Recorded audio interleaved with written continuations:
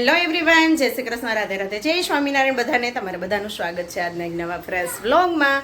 તો આજે જો આજે બે છોકરીઓને રજા છે, તો સવારમાં તો લેટ જ હોય બધું, એટલે છોકરીઓ સૂતી હતી તો ઉઠીને ફ્રેશ થઈ ગયું. મીશુને તો હજી બાકી છે ને, તો વાળમાં દહીં નાખ્યું છે એટલે નાવાનું બાકી છે. અને વાગી ગયા છે બપોરના 12:30. તો અહીંયા જમવામાં અમારે જોવો શું બન્યું છે આજે. અને માન્યાની ફ્રેન્ડ રમવા એવી છે, એટલે કે ઓલા પાયલબેન છે ને એની છોકરી માન્યા જાતી હોય ને, તો અહીંયા જો બે રમતી હતી. લાઇટ વહી ગઈ હતી ક્યારની, તો હવે ટીવી લઈને બેઠી જ નતર કિચન સેટથી રમતી હતી. કા માન્યાની ફ્રેન્ડ આવી છે. તાર ફ્રેન્ડનું નામ શું છે કે નિયા નહીં? ચાલો તો જમવાનું રેડી થઈ ગયું છે. તો આમાં ભાત બન્યા છે અને અહીંયા બની છે દાળ. જમવામાં ખાલી બન્યા છે દાળ ભાત. અહીંયા દાળ બની ગઈ છે, ભાત બની ગઈ, જમવા જ બેસવું છે. તો છોકરાઓ તો રોટલી ખાય જ નહીં, દાળ ભાત હોય એટલે બની હોય તો ન ખાય. તો હું મને હાલે દાળ ભાત તો ખાઈ લેશું. હું નિયાને મેં કીધું તારે રોટલી ખાવી છે તો કરું તાર માટે, તો કે ના હું દાળ ભાત જ ખાઈશ.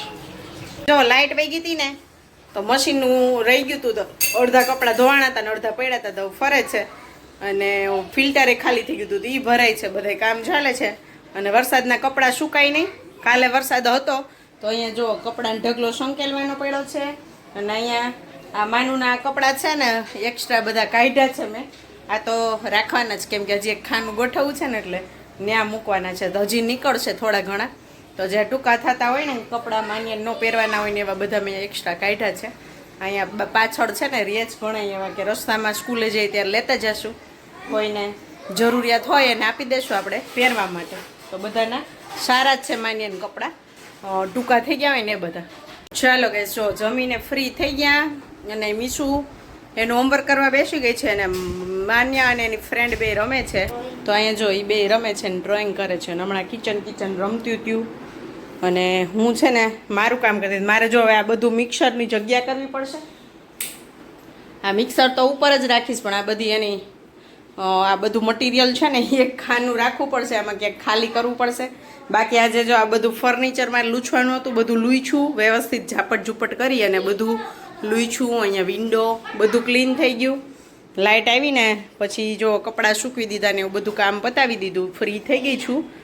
હવે નિયા કે છે મારે ઘરે જવું છે. અહીંયા જો મીરુબેનને લાગી ગઈ છે ભૂખ, તો શું બનાવ્યું મીરુએ? જો દાળ બનાવી, દાળ નાના બનાવી એવી બનાવી હતી.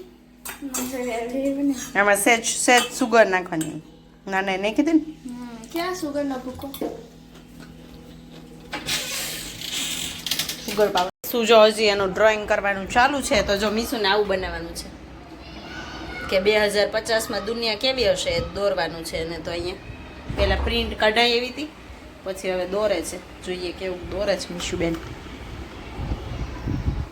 અને માનું છે ને જો બાલ્કનીમાં ખાય છે છાશ ભાત, પોખાળો કે એને, હે ને ઓળિયામાં પોખાળો કે છાશમાં ભાત નાખીને ખાઈને. વરસાદ ચાલુ હતો, જો રહી ગયો છે અત્યારે. હમણાં જરફર ચાલુ જ હતો, બહારથી આવ્યા ને. મીશુ છે ને જો કંઈક બતાવવા આવી છે. વાવ, તે બનાવ્યું?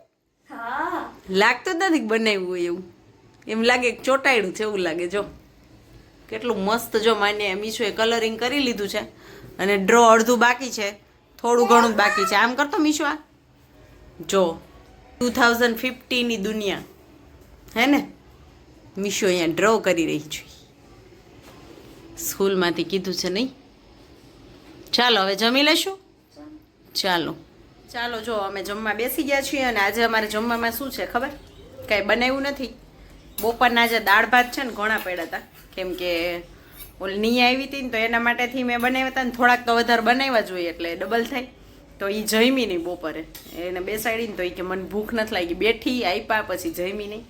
તો ઘણા બધા હતા, તો મેં કીધું હાલો અત્યારે કાંઈ બીજું કરવું નથી, તો અત્યારે એ જ દાળ ભાત લઈ લીધા છે. અહીંયા મીશુ છે ને જો માનું બે જમી લેવાય આવ્યું છે. અને માન્યાને થોડાક છાશ ભાત ખાવા છે, હજી આટલા ભાત પડ્યા જો. અને મેં એક રોટલી, અથાણું, મરચું, અને અહીંયા સાથે કેરી પણ છે. માન્ય મીશુ ખાશે હવે, જો એ બે છેલ્લે ખાઈ. તો અમારે જમવાનું આવું છે આજે. તો ક્યારેક આવું ચાલે છે ને. જો બીજું બનાવું ને તો આ કોઈ ન ખાય, એટલે મેં કીધું આ ખવાઈ જાય એમ. ઘણું બધું હતું તો ક્યારેક આવું ચાલી જાય. તો ચાલો જમી લઈએ, મળી થોડી વાર રહીને. જો જમી લીધું ને પછી મેં કામ ખોલ્યું છે. શું ખબર? જો કબાટ ગોઠવવાનું. તો ઉપર આ એક ખાનું છે ને અમે કાલ રાતે કરી નાખ્યું હતું, કેમ કે માન્યાની નાઇટ ડ્રેસ લેવા આવી ને તો મેં કીધું ઓહો, જો તો માન્યાની જાતે કપડાં કાઢતા હોય ને તો થોડાક દિવસે તો વિખાઈ જાય, એમ સરખા મૂકે ઈ, પણ થોડાક દિવસે તો મેશી થઈ જ જાય, તો મેં કીધું લાવ કરી લો. તો આ એક ખાનું કાલ કરી લીધું હતું. આજે ઉપરના જો 3 કર્યા, અને અત્યારે આ નીચે ટોયસનું પણ મેં કીધું લાવ કરી જ લઉં. જો બધું વીખીને બેઠી છું, તો ટોયસ હજી તો માનું ક્યારેક ક્યારેક રમે એટલે હજી રાખ્યા છે, પછી જોશું નહીં રમે તો. અને મીશુનું મેં સવારે છે ને કરી નાખ્યું, એમાં હજી નીચેનું ને ઉપરના 2 બાકી છે, એ રીતે હમણાં જો કરી લો, અહીંથી કરીને જાઉં પછી એ બાજુ કરું. ને વરસાદ જો ચાલુ થઈ ગયો છે અત્યારે પાછો.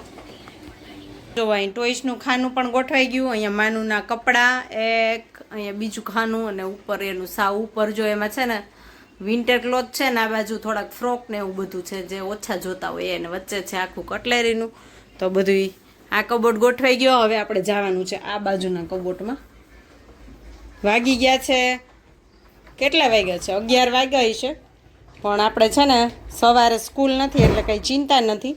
તો અહીંયા જો આ મીશુનું એક ખાનું મેં કર્યું હતું, હવે આ કરી લઉં ને, એટલે આ ઉપરનું તો સરખું જ છે, એની કંઈ જરૂર નથી. આ કરી લઉં એક, અને સાવ ઉપરનું, અને અહીંયા જો આ નીચેનું એમાંય કપડાં છે ને કાઢેલા છે.